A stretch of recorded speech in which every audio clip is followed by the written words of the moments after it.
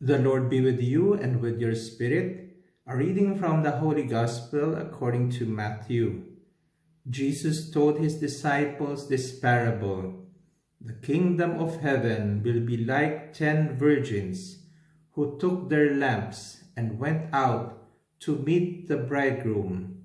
5 of them were foolish and 5 were wise. The foolish ones, in taking their lamps, brought no oil with them, but the wise brought flasks of oil with their lamps. Since the bridegroom was long delayed, they all became drowsy and fell asleep. At midnight there was a cry, "Behold the bridegroom, come out to meet him." Then all those virgins got up and trimmed their lamps. The foolish ones said to the wise, "Give us some of your oil, for our lamps are going out." But the wise ones replied, "No, for there may not be enough for us and you. Go instead to the merchants and buy some for yourselves." While they went off to buy it, the bridegroom came, and those who were ready went into the wedding feast with him. Then the doors were locked. Afterwards, the other virgins came and said, "Lord, Lord, open the door for us." But he said in reply, "Amen, I say to you, I do not know you. Therefore, stay awake, for you know neither the day nor the hour." The Gospel of our salvation. Praise to you, Lord Jesus Christ. Brothers and sisters, we are receiving in this 32nd Sunday in Ordinary Time. We are very much nearing the end of the liturgical year. No? Ilang linggo na lang, no? Yung mga sunod-sunod na linggong ito, it speaks about the ends of time, yung pagtatapos ng panahon. Kaya it is also preparing us to realize the judgment and the coming of the Savior, Jesus Christ.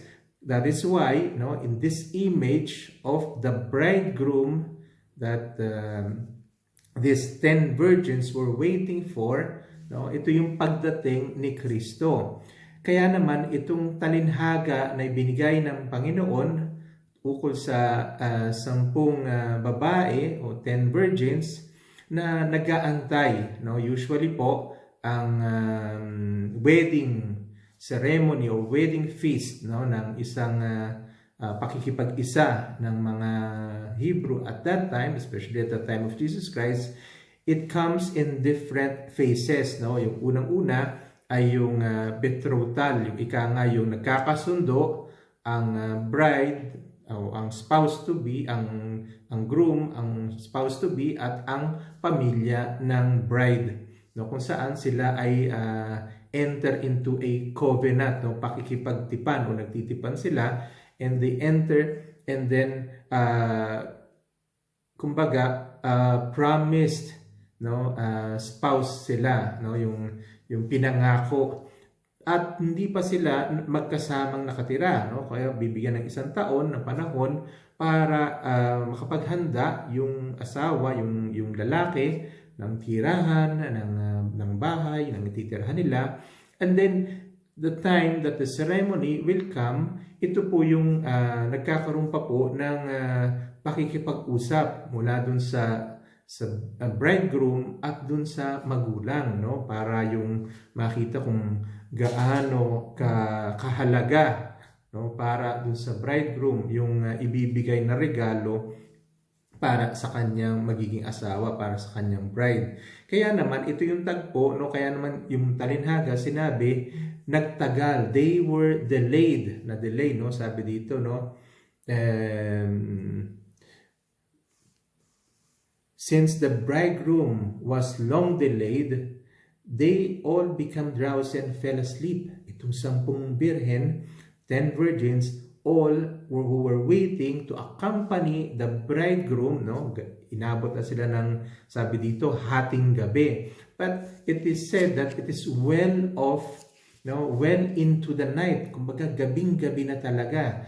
Una sa lahat, no, ang dahilan kung bakit nagtatagal, ibig sabihin mas mahalaga, no, yung bride, kaya mas mahaba ang nagiging usapan, mahaba ang nagiging yung agreement, no? Kaya naman most of the times we also say the coming of the Lord in our lives, sometimes it is delayed, yung intervention ng Diyos, yung pagpasok ng Diyos sa kasaysayan natin, yung kanyang galaw, bagamat ay parang delayed. First of all, the delaying of the judgment day or yung pagdating ng Panginoon, una sa lahat, it shows compassion, the compassion of God. Kumbaga, gaya din sa Old Testament, no? Kumbaga, kinailangan ng magpadala ang Diyos ng 10 plague para magbalik loob ang paraon, no? Hanggang inabot na niya ang ika-10, no, na plague bago hinatulan ng Diyos sa pamamagitan ng kamatayan nga, yung Passover, no, kamatayan ng mga panganay ng bayan ng Ehipto.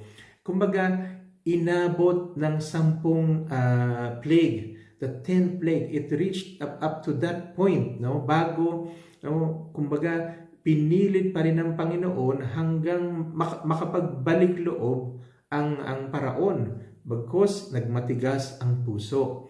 Ito rin ay salita sa atin, no? Maybe we have reached the 8th plague, the 9th plague, and we do not want to reach the 10th plague, na kung saan ibabagsak na ng Diyos ang kanyang hatol, no? Sana makita natin doon yung pasensya, yung patience, the patience of God, and the perseverance of God, calling us always to conversion, calling us to go back to Him, no? Marami na siguro, no, ilang beses, no, pero kung tayo ay magmamatigas pa rin, no, kaya ito yung delay, the delay of the judgment. It means the delay of the time that God is giving us, no? Kumbaga, papakita pa rin ito ng pagmamahal sa atin. Kaya naman, gaya din ng bayang Israel, maraming propeta na pinadala hanggang sa hinahintulutan na rin ng Diyos ang pagkakatapon sa kanila, yung mga exile, no? Yung first exile ng Israel, the kingdom of Israel, then the kingdom of Judah, yung north, then yung south, kingdoms of Israel, no? The people of God.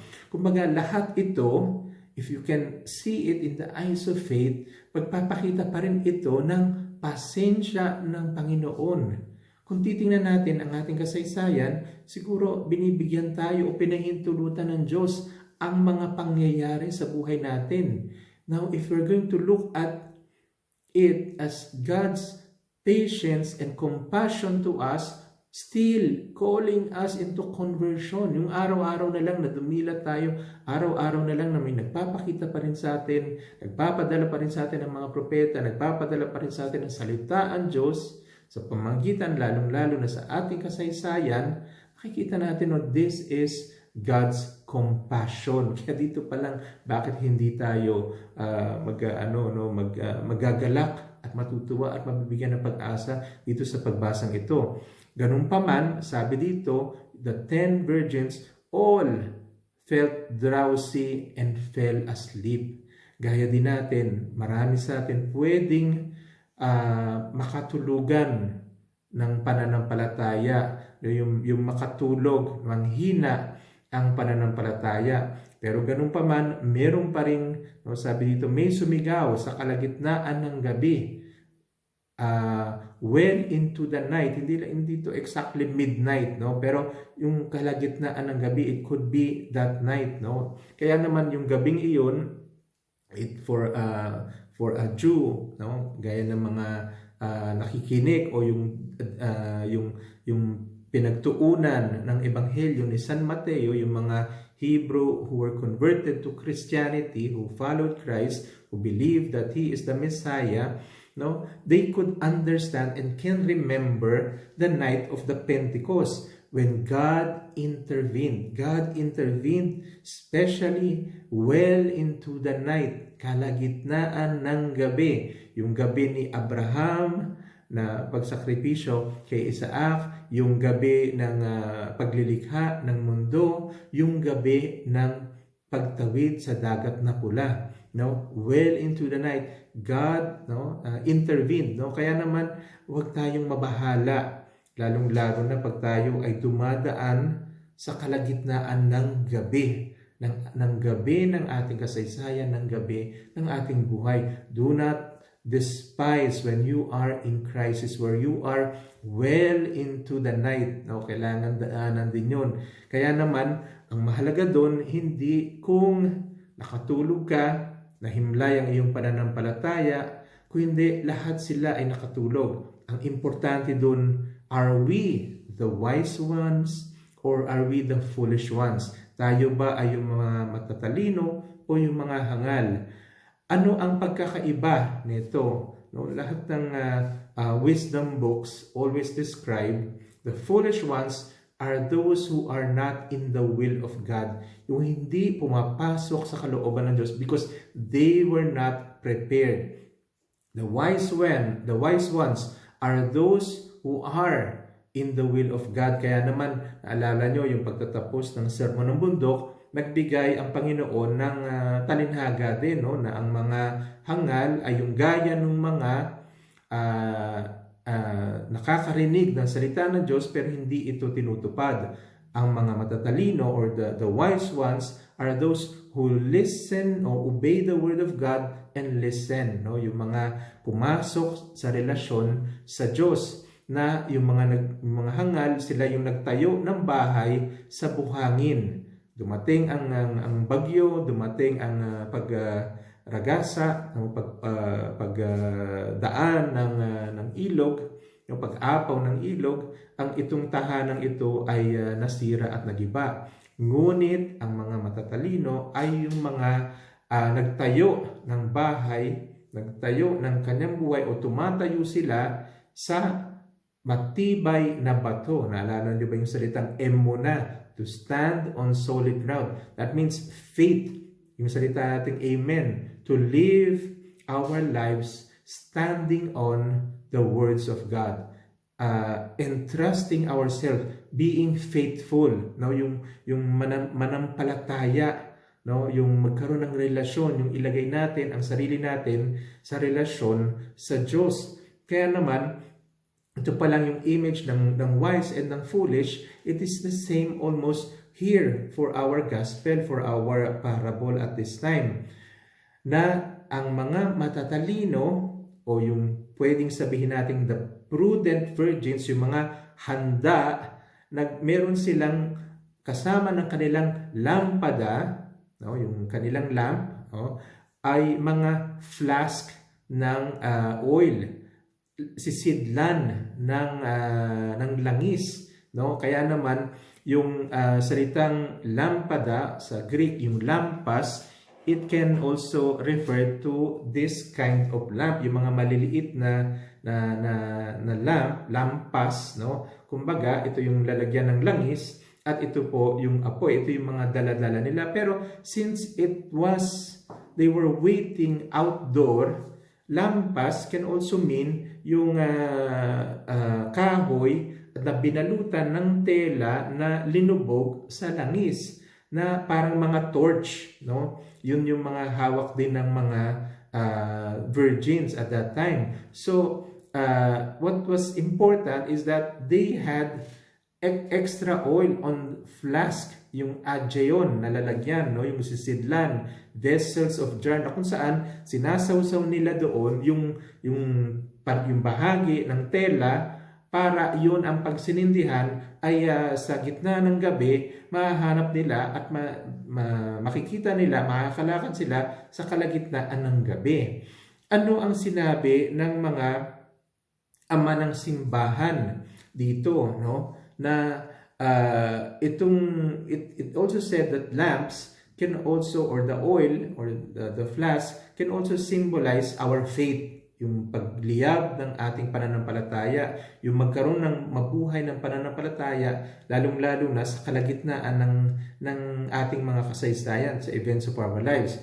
Ngayon, yung langis, ito po, sabi din, ay ang banal na espiritu na nagbibigay liwanag sa atin, tumutulong sa atin na makita natin yung galaw ng Diyos, yung pagdating ng Panginoong Hesukristo sa buhay natin. Na kahit nasa harap ng cross na yun, makita mo doon ang galaw ng Panginoong Hesukristo, ang presensya ni Kristo. Gaya nga nung, yun nga, yung sa harap ng karamdaman, gaya ng aking kapatid na si Maricel, yung sa harap ng kanyang cancer, she saw beyond the pain, beyond the difficulty, beyond the struggles of that sickness, a terrible sickness which was the cancer, the bridegroom coming. Kasi may banal na espiritu na tunay na tumulong sa kanya at tunay tumulong sa pamilya, sa amin lahat, na makita doon ang galaw ng Diyos kahit na sa kahirapan, sa hirap na sitwasyon. At ganun din ang mag-asawa na dumadaan siguro sa matinding krisis o sa harap ng kahirapan, to have the Holy Spirit enlighten you and give you that strength to be able to light that torch, or yung lampas o yung lampada nga, ito nga may dalang lampada na makatulong na makatawid ka doon sa panahon ng kalagitnaan ng gabi. Kaya naman sinabi nga banal na espiritu, pero sinabi din this aeon or oil flask o yung mga sisidlan ng langis, it can be also memorials in our lives, experiences, no, ng ginawa ng Diyos sa buhay natin. Let us remember that the people of Israel is the people of memorials. Sa lahat ng tinawid nilang krisis o matinding event sa buhay nila, sa kasaysayan nila, they always cling on what God did in their lives. Ano yung kasaysayan? Nung panahon na kami ay alipin sa Ehipto, dumating ang Panginoon, nagpadala ng 10 plagues, nagbukas ng pulang dagat, tinawid kami sa desyerto, nagbigay ng mana, nagbigay ng tinapay, nagbigay ng karne, nagbigay ng tubig. Yung sa harap ng aming mga kalaban, kami ay pinagtanggol. Lahat sila may pinangahawakan, kaya meron silang langis na tumulong para sa kanilang araw ngayon na magkaroon ng liwanag para ito ay kanilang matawid. Kasi most of the time, sabi nga din ng mga dalubhasa, the foolish ones are the ones who are, sabi nga yung ginamit kang salita dito, moros, no? Yung moron, yung insulto natin, no? Parang sa mga taong hangal, no, o yung tanga, no, yung hangal, but not more of stupidity, yung myopic morons. Ika nga, myopic, ibig sabihin short-sighted. All they see is today.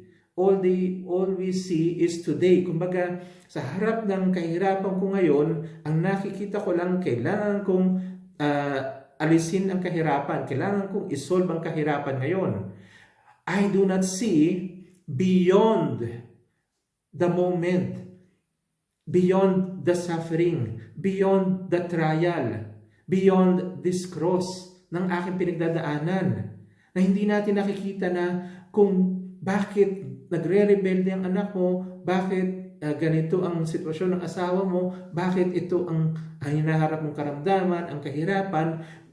If we are foolish, we are myopic, kumbaga short-sighted morons. Ika nga, kumbaga mahina ang ating pagtingin o yung pananaw.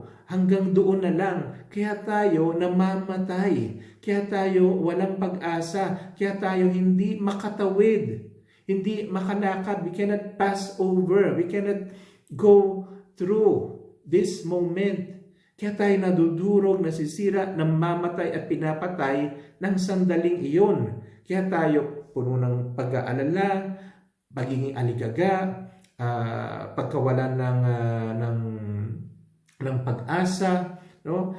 Ngunit ang matalino, no, they live there today in the light of the coming of Christ tomorrow. Kumbaga, eschatological. Kaya nga ito yung mga makikita natin, yung mga linggong ito, it speaks about end of time, yung eschatological. Ika nga, no? We are here but projected towards tomorrow, towards eternity. Kumbaga, I live my life in relationship with the coming of Christ. Ngayon, kung ang sakit ko ngayon, I live it in the relationship of the coming of Christ, iba ang aking pagharap sa aking karamdaman. Merong liwanag. Ang krisis ninyo mag-asawa na hindi naman forever.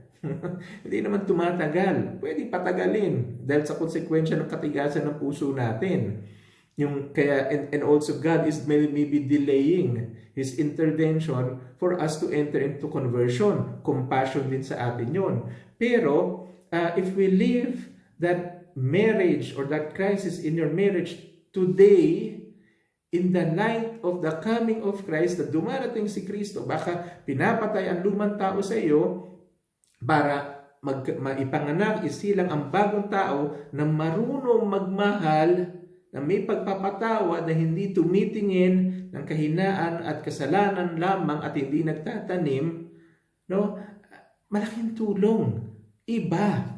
Kaya naman yung buhay natin ngayon, if we live as if we are like that 5 virgins who were wise, who were prudent, who were prepared, no, na may pinangahawakan sila sa kanilang nakaraan for them to be able to go forward in their future. Kahit na sa harap ng precarity, meron silang pinangahawakan na kasiguraduhan. Yung katapatan ng Diyos, yung pagmamahal ng Diyos sa kasaysayan nila dahil may hinahawakan silang events, memorials sa buhay nila na kahit na makrisis ka ngayon, kahit na walang ka ng pananampalataya ngayon, hindi mawawala dahil ito ay nakaukit na sa iyong kasaysayan. Hindi maibabago ito. Kung ngayon hindi ka naniniwala, ngayon ay ikaw ay bulag, hindi ka nakakita, balikan mo ang iyong nakaraan.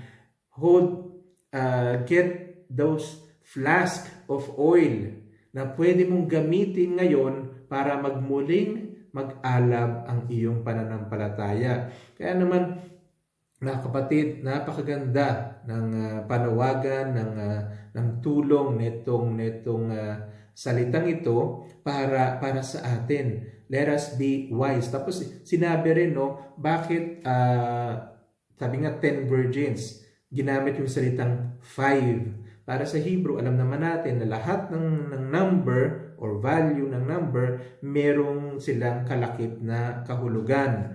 Ang perfection po ay 7. Yung 5 ay yung 6 ay kulang, yung 5 is lacking, inadequate. Kumbaga, in the process of becoming 7, ika nga, no? So when they say 5 virgins, 5 foolish virgins, or 5 wise virgins, 5 foolish because they lack the capacity or they lack the relationship to be able to enter into the will of God. The wise are also 5 because at least what makes one wise when we understand that we are inadequate, kulang, nangangailangan. No? Kaya nga sinabi, blessed are the poor in spirit because theirs is the kingdom of God. Yung mga poor in spirit, yung mga nangangailangan, yung mga nanlilimos, yung kailangan na araw-araw magdasal, tumingala sa Diyos, humawak ang Diyos, panghawakan ang kasaysayan para makatawid sa araw na yun. Sa kawalan mo ng pera sa araw na yun, hindi mo alam kung saan mo kukunin ng pera para i-provide para sa iyong pamilya, para sa iyong marriage, para sa iyong trabaho, para sa harap na Diyos, sa karamdaman na yun. Kaya naman, even though we can be inadequate, but we also can be prepared.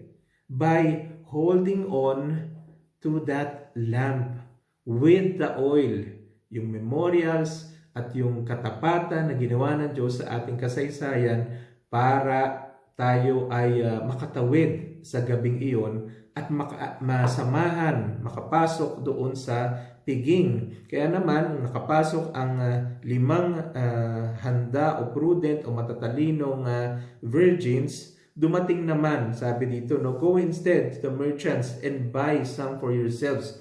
Sabi doon yung mga merchants, yung mga expert, no, hindi namin kayo pwedeng bigyan kasi yung karanasan namin sa Diyos, amin yun, karanasan namin yun. Pwede naming ibahagi, i-testify, ibigyan saksi, pero ikaw dapat ang kailangan magkaroon ng karanasan. I can pray for you, but I cannot pray on your part.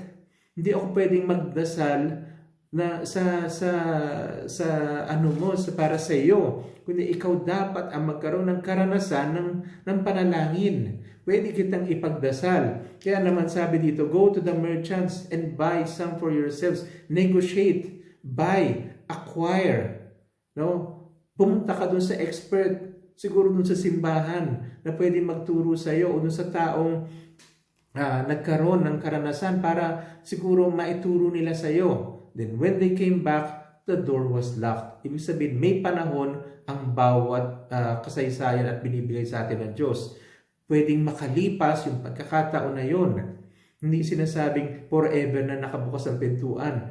The door were locked. Pwedeng magsara. Kaya naman, kay ingat din. No? Kaya laging sinasabi, if today you listen to His word, not tomorrow, not next week, not next month. Yung pagkakataon, yung kairos, yung opportune time is today. Kaya naman, kapatid, sabi rin dito, afterwards, the virgins came and said, Lord, Lord, open the door for us. But He said in reply, Amen.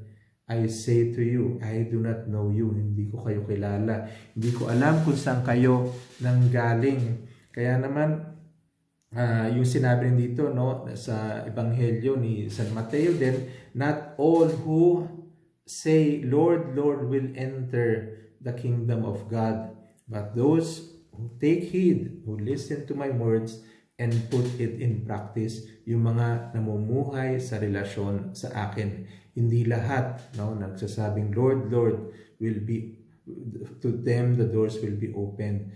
Because it is said, I do not know you, hindi ko kayo kilala. Hindi ako nagkaroon ng karanasan sa inyo. Kaya naman, napakahalaga, mamuhay tayo araw-araw na hinahanap ang karanasan sa Panginoon. Kaya naman mga kapatid, ay ito, tanggapin natin itong salitang ito and let us hold on to that lamp, the Word of God, the love of God, and the faithfulness of God. Panghawakan natin ang ating mga memorial sa buhay para tayo ay makatawid sa kalagitnaan ng ating mga gabi sa buhay.